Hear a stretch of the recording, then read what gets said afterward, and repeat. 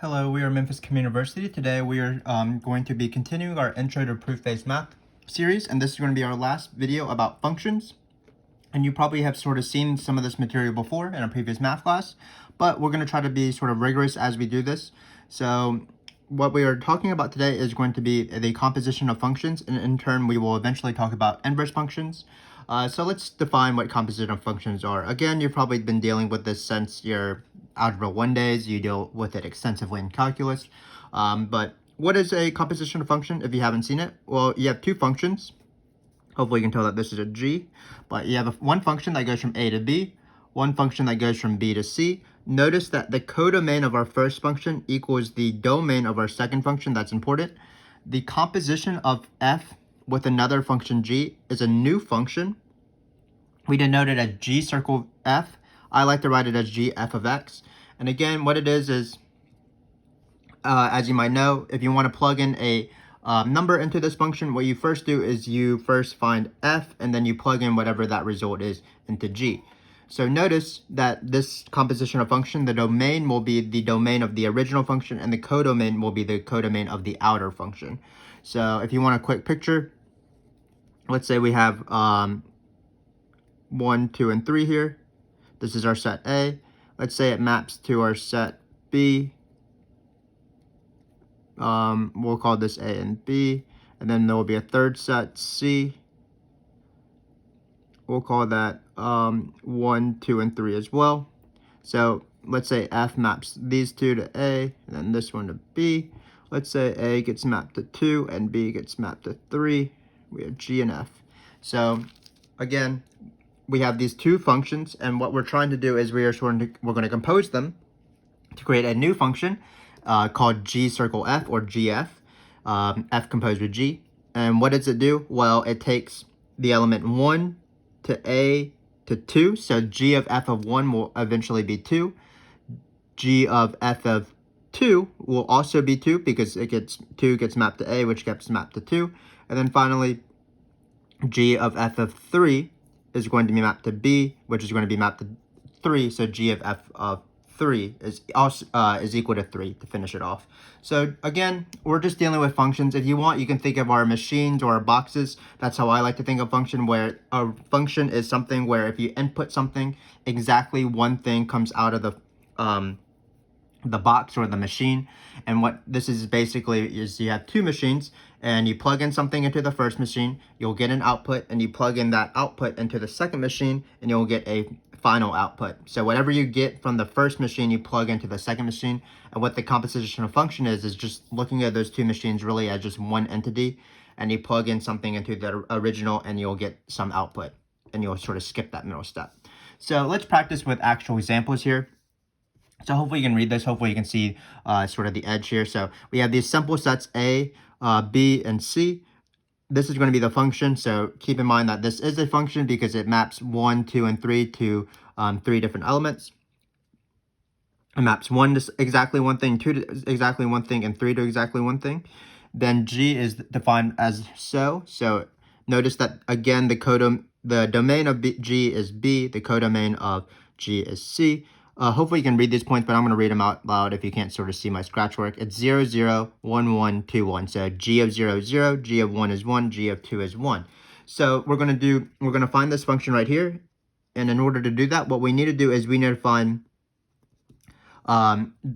G circle f, or f composed with G, for each of these 3 points in the domain, because that's what a function is. We need to know what the values of each of these each of these elements are.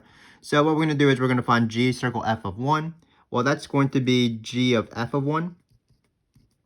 And what is G of f of 1? Well, first, again, we're going to find the inside function. So f of 1 is equal to 0. So it's G of 0. And then what is G of 0? Well, that's going to be 0 because of this function right here. So it looks like G of f of 1 is equal to 0. Finally, I'm going to do, or not finally, let's do G of f of 2 now. So that's going to be G of f of 2. So what is f of 2? Well, f of 2 is 0. So you're going to get G of 0. And what is G of 0? Well, this is equal to 0. So if you remember our words from our last video, we talked about properties of functions. Looks like our new function, f composed with G, is not injective because it's mapping two different elements to the same element, breaking injective, because injective says if you map different elements, you'll get different results. But of course, compositional functions can be not injective. And finally, we'll do g of f of 3. So we get g of f of 3, which is equal to, well, we need to first f of 3, so f of 3 is 1, so you get g of 1. And finally, g of 1 is equal to 1. So by coincidence, g circle f, or f composed with g, looks like it's going to be exactly f, but that is by coincidence. So in this case, we're going to write 1, 0, because we're just going to write out these points, 1, 0, 2, 0, and 3, 1. And that's g composed with f. Just keep in mind that, notice that the domain of g circle f, again, is C, and notice every single element in C gets mapped to. So this element 0 gets mapped to by 1 and 2, and this element 1 gets mapped to by 3. So this function is surjective, f composed with g. So hopefully this makes sense. Again, it's not too bad. It's just basically two functions within each other, one function within another function. I like to call it an inside function and outside function. And again, this appears so often in sort of common math or algebra 1 and calculus. For example, in calculus, you're going to be taking the derivative of a lot of compositional functions. That is the chain rule, one of the most important concepts in calculus. So you're probably pretty familiar with this topic. So let's just sort of go on and let's deal with functions that we're pretty used to, functions from the reals to the reals, and let's try to compose them within each other or with each other. So let's first find f of g. So the important thing is just the order. So it's just a little bit weird because f is on the left side, but keep in mind that this is still the same thing, f of g of x. So we're not going to apply f first. We're actually going to apply g first, and then we take that result and apply it to f. So just be careful. Again, it's a little bit confusing because f is on the left, and usually we deal with things on the left. But in this case, I like to write it like this because you'll see that we're actually doing g first. So what we're going to do is we are going to take what g of x is. Hopefully you can tell in this corner. It's 2 of x squared plus 3. And then what we do is we take this guy right here and plug it into this function. So it's going to be 2 times 2 over x squared plus 3. That's going to be 4 over x squared. Sorry, there's a plus 1 actually. So again, we're treating this as our x, what we're plugging in, and we plug it into where it says the x. So it's going to be 2 times this plus 1. So it's 2x squared plus 3 plus 1. You can simplify this, not too bad. This is x squared plus 3 over x squared plus 3. So you're going to get x squared plus 3 on the bottom when you sort of use common denominator. And then when you have, again, this is x squared plus 3. So when you add it to this 4, it'll be x squared plus 7. 3 plus 4 is 7. So this is what f composed g is, or g composed with f. Then we're going to do the reverse. Again, keep in mind that the inside function here is actually f. So what is f of x? Well, f of x is this guy right here, 2x plus 1. And then you plug in 2x plus 1 into this function here. So it's going to be 2 over 2x plus 1 squared plus 3. Hopefully you can tell what I'm writing here because I'm sort of running out of space. But 2x plus 1 is going to be, you're just going to FOIL that if you want to simplify it. It's going to be 4x squared plus 4x. And then keep in mind that it's plus 1 plus 3, so it ends up being plus 4. And this is just practice with composition functions. Nothing too bad. So just keep in mind that we did sort of show that the important thing is that composition of functions is not commutative, meaning that the order matters. If you do g composed with f, it might not be the same, and usually it is not the same as f composed with g, so order does matter. So make sure you know which one you're doing first, the inside function, and then do the out. Find what the inside function produces, and then plug that into the outside function. So when I was dealing with functions, I was pretty used to these functions from the reals to the reals, so I was sort of used to them, so it wasn't too bad. But sort of in my college days, when I started doing these math, sort of this level of math, when I started taking classes at this level of math, I sort of struggled with functions that weren't in the reals, but that struggle really wasn't warranted because when you have functions that are, for example, from direct products to direct products, or dealing with the integers versus the real numbers, everything is really the same. You want to just think about the functions as sort of output boxes or machines where you plug something in and something comes out, and that's all it is. So we're going to practice composition of functions with these functions on direct and Cartesian products, but you'll hopefully see that it's not any more difficult than when we were dealing with the real numbers.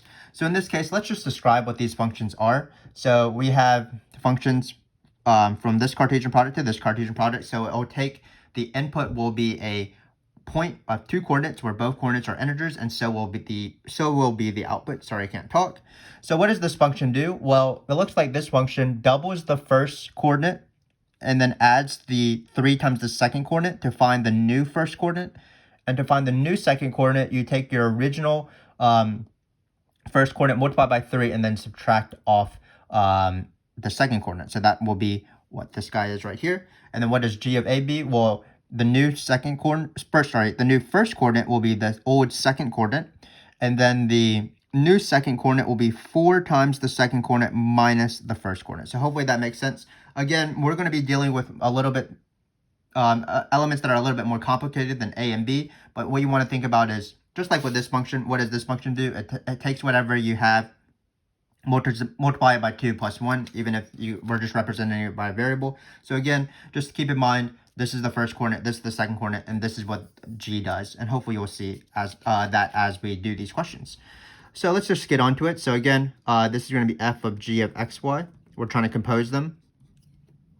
Well, what is g of xy? Well, we're just basically replacing here a for x and b for y. So again, we still have f, but you take your second coordinate, that'll be the first element, so y.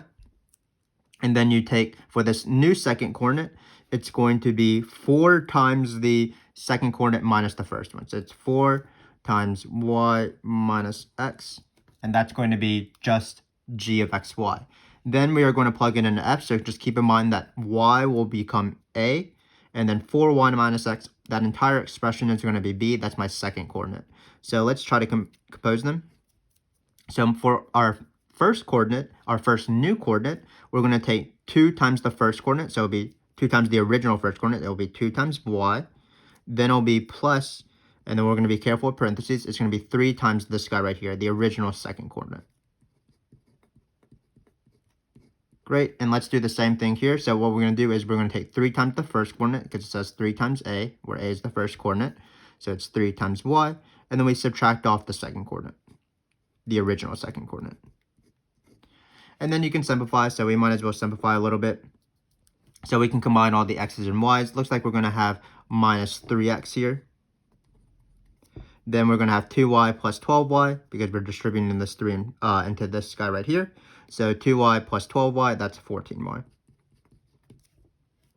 Then keep in mind that there's a minus here, so it's going to be x.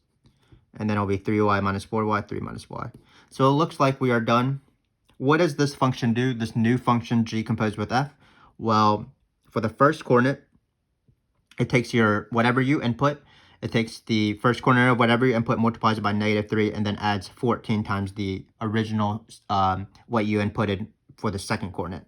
And then for the new second coordinate, what it does is it just takes the difference between your original coordinates.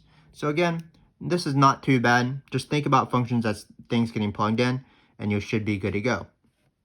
So just for practice, let's finally do f composed with g of xy. So that's going to be g of f of xy. This is going to be g of, well, f of xy is this guy right here. So it's going to be, again, we're going to plug in x for a and y for b. So it's going to be 2x plus 3y, and then it'll be 3x minus y. Then we're going to plug in this into g now. So the first coordinate is really easy. You just take, the new first coordinate is really easy. You just take the original second coordinate. So that's going to be 3x minus y. No need to simplify that. And then this one's a little bit harder. You take 4 times the second coordinate. So it'll be 4 times 3x minus y. And then we're going to subtract off a. So just keep in mind that this should be in parentheses because all of this is the first coordinate. So it's going to be 2x plus 3y. Hopefully you can tell with the end there. And we'll simplify because why not? Not too bad. All we have to do is simplify the second coordinate. Again, we're going to combine x's. So it's going to be 4 times 3x is 12x minus 2x. That's 10x. And then you have minus 4y minus 3y. That's minus 7y. And we are done. So again, this is g composed with f composed with g. So hopefully this is not too bad. as we've been going through these questions, you sort of have familiarity with these concepts. Even if the functions are a little bit trickier, even if the functions are not on the reals, you sort of have experience with these compositional functions, and nothing too bad. So let's move on to the second half of this video. And the second half of this video regards inverse functions, because you can't really talk about inverse functions without talking about compositional functions. And let's see why. So first off, we need to talk about another function called the identity function. So the identity function on some set is the function where it really doesn't do anything. Anything you output anything you input, immediately gets outputted. So remember, for example, when you're dealing with the reals, the identity line would be the identity function, because if you plug in 2 into the identity line, you'll get back 2, and so on. So now that we have the identity function defined, it's the best function in the world, we are now going to define the inverse. So the inverse is you take a function f, and f has to be a bijective function in order for something to have the inverse. We'll talk about that later. But if a function is a bijective function, you'll have an inverse, a creation of a new function, f inverse. And f inverse is going to be a function from b to a. And what's sort of the main purpose of this is that when you compose f with inverse, or when you compose f inverse with f, you're just going to get the identity. Sort of f and f inverse cancel each other out. So if you want to think about examples that we're sort of accustomed to, for example, let's just think of the function add 5, x plus 5. Well, its inverse is minus 5. And what happens is if you add 5 and then you immediately subtract 5, you're going to get the same thing back. So that is what it means to be called an inverse. Same thing with, for example, f of x squared when it's only defined on the non-negatives, meaning 0 and the positive reals. So that inverse would be square root of x. Keeping in mind that when you square something and square root it, you get the same thing back. Or when you square root something and you square it, you basically end up with what you started off with. So that's really the importance of inverse functions. The inverse function undoes, I guess, I'm not sure, the original function. So let's talk briefly why this function has to be bijective. So let's say we have this f function here, 1, 2, and 3, like normal. And then we have this guy, we can call it A, B, and C. And let's say f maps both of these elements to A, and then f maps 3 to B. So why can't this have an inverse? Well, it's because it's not bijective. So let's use both of the criteria for something to be bijective. Again, we talked about this in our previous video when we were talking about injective and surjective and bijective. So notice that this function is not injective because it maps f maps 1 and 2 both to A. So that's why the inverse can't exist, because if you're trying to consider what f inverse A is, well, there'd be 2 choices for it. It'd be 1 or 2. And you can't have 2 choices for a function. That breaks the vertical line test. That, again, what a function is if you plug in something, you'll get exactly one thing back. You can't get 2 things back. 2 things can't come out of the box. So this is why this is not a function. So that's why you need injective. Same thing with surjective. So notice that C is not getting mapped to anything. So f inverse of C doesn't exist, which is why f inverse is no longer a function, which is why f won't have an inverse function. So hopefully this brief sort of discussion shows you why if you have a function f, it needs to be bijective in order for it to have an inverse.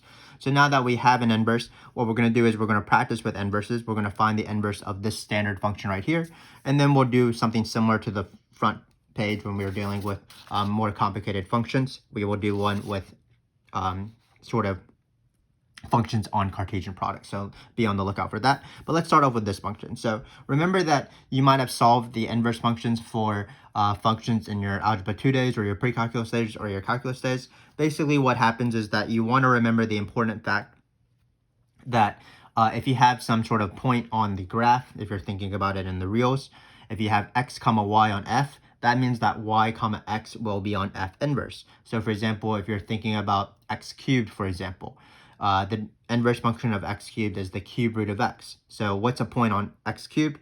For example, 2 comma 8 is on x cubed. So automatically that means that on the inverse, 8 comma 2 will be on f inverse. So same thing here. When you're trying to find the inverses, what you want to do is you want to write y is equal to whatever the function is.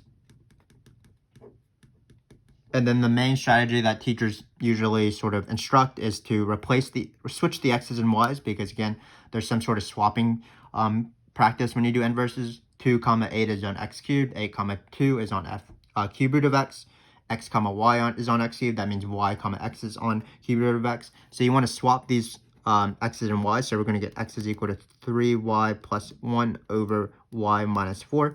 And what you want to do is you want to solve for y. So this is going to just be several algebra steps, but we're going to bring the y minus 4 over. Of course, we're going to be careful with parentheses.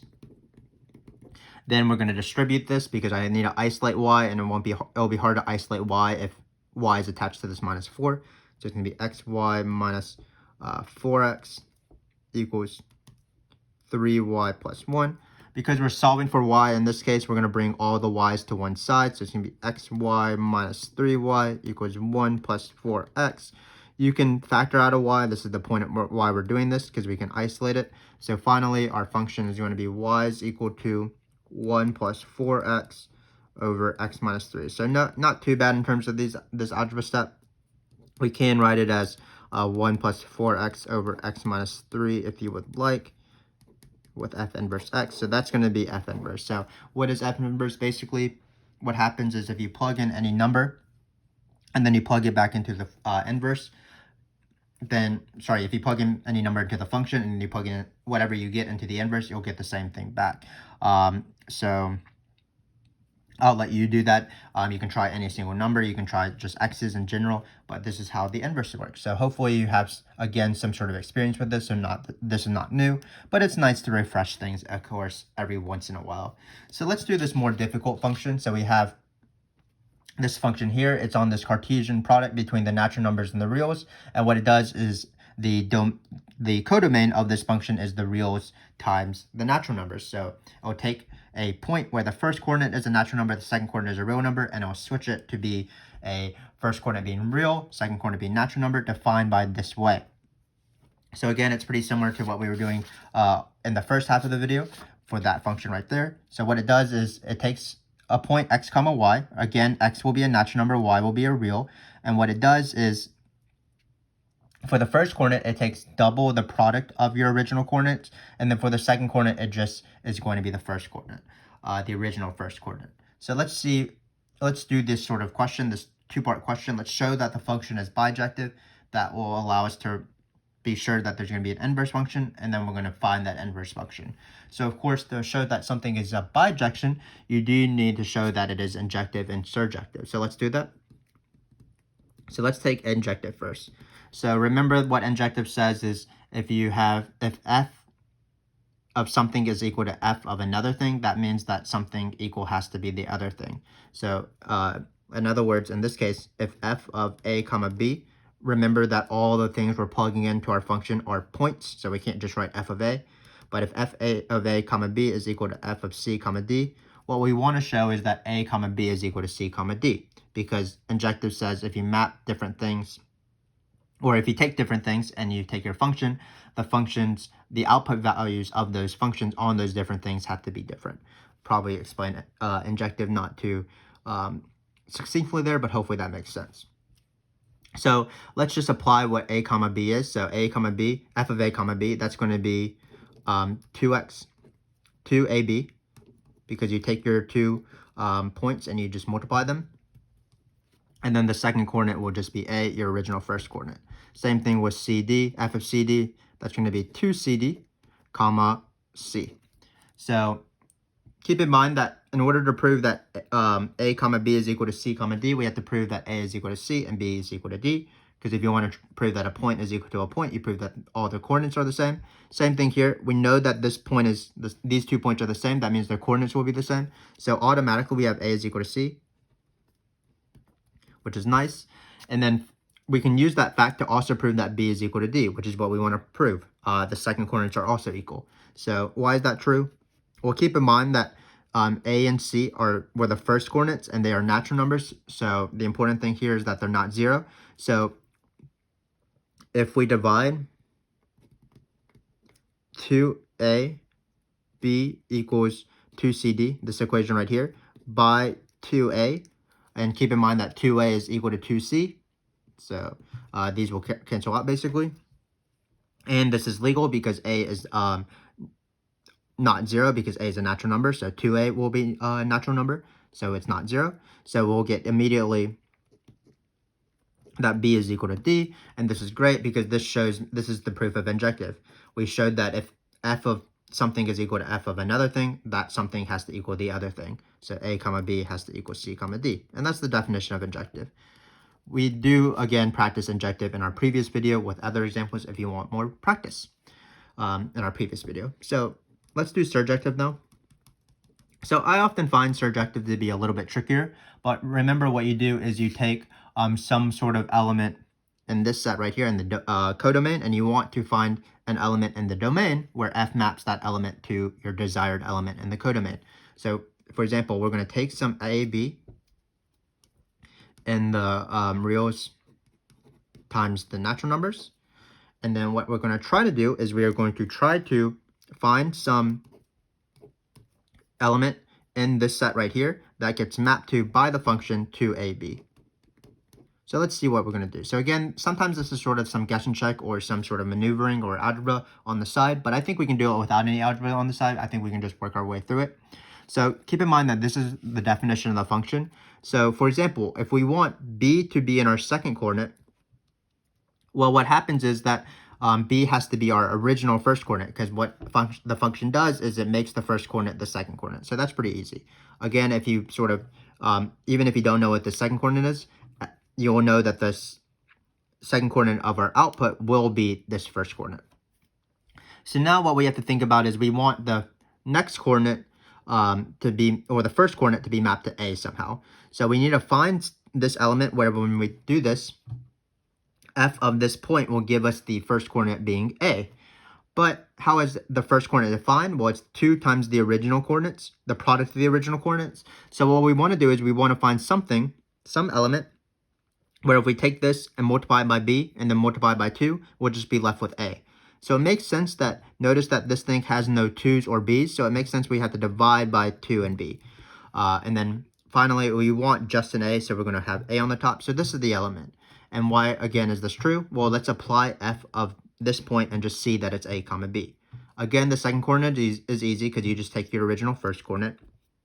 But even the first coordinate works because notice if you have b times a over 2b times 2, the 2b's will cancel and you'll just be left with a. So this is the desired point we want, and we have proven that this function is surjective. Keep in mind that b is in the natural number, so you are allowed to divide by it.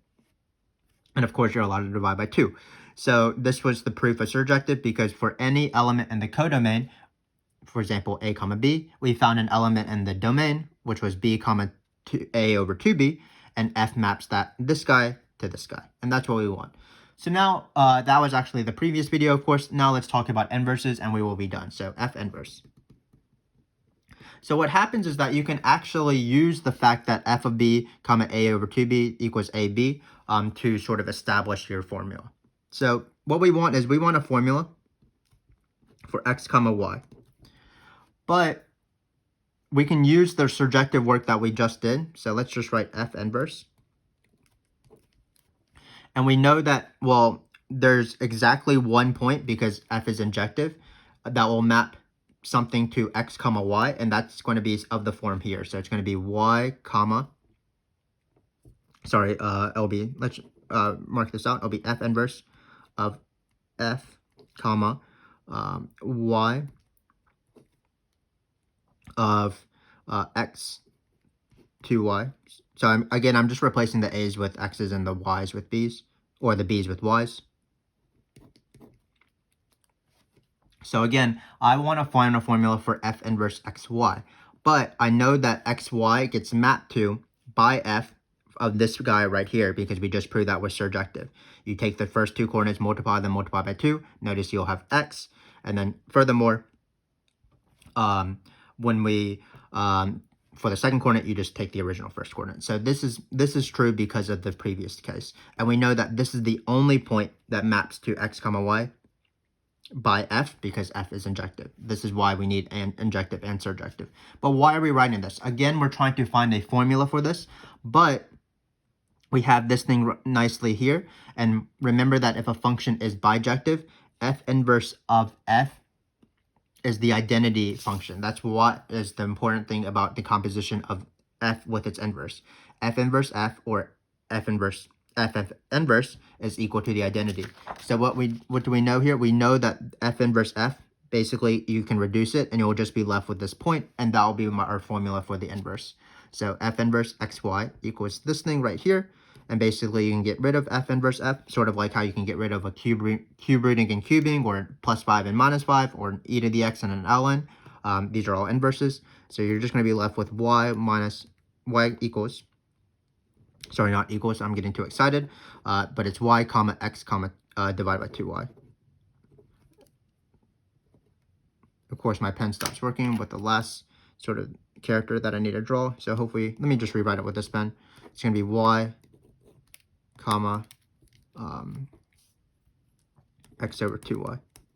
So you can find inverses sort of with this strategy. If you find the function that, if you prove that the original function is surjective and you find the point that needs to get mapped to that point, well, you can use the properties of both surjective and inverses. If you prove injective, of course, because you need bijective, to find the formula for f inverse. So f inverse xy, well, you know that xy is mapped to by this function right here, so you can replace xy with f of whatever it is, and then because you have inverses, f inverse f gets reduced so that you're left with that original point, and that's the inverse.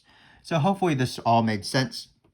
We were able to deal with something that we were very familiar with, whether that be composition of functions or inverse functions, and we were able to extend that to sort of more complicated functions, but we saw that the ideas of functions and composition of functions, injective, surjective, bijective, were all the same, even when we are dealing with harder functions. Again, when I like to think about this, I like to think about it as some sort of box where you plug something in and you get something out. And if you think about it like that, any sort of function questions shouldn't be too difficult. But thanks again for joining us. This concludes our videos on functions, and we have perhaps more videos in our Intro to Proof Faith Math, so please be on the lookout for that. But we always appreciate your support of our channel as you watch our channel. So thank you again, and hopefully I will see you soon.